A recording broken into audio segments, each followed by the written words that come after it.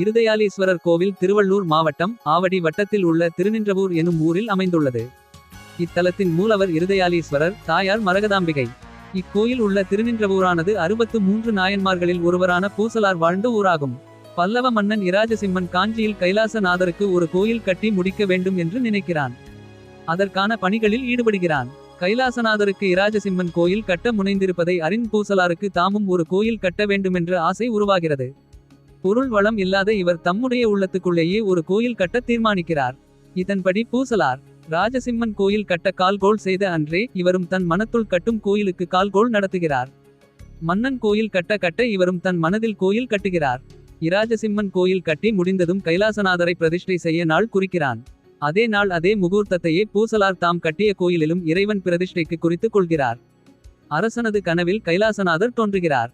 மன்னனை பார்த்து, நீ கட்டும் கோயில் பிரதிஷ்டைக்கு வர இயலாது, இதைவிட பெரிய கோயிலாக பூசலார் எனபவர் திருநின்றவூரிலே கட்டி வருகிறார். நான் அங்கு செல்ல வேணுமே.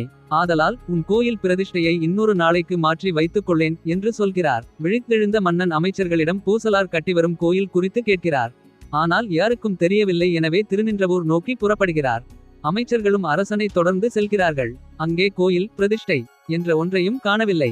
ஊர் மக்களிடம் பூசலார் குறித்து விசாரித்து அவரை காண செல்கின்றனர். அவரை அணுகி, நீர் கட்டியிருக்கும் கோயில் எங்கே என்று கேட்கிறான் ராஜசிம்மன். அவர் தம் உள்ளத்திலே கோயில் கட்டிய கதையையும் அதில் பிரதிஷ்டை நடந்த விதத்தையும் கூறுகிறார்.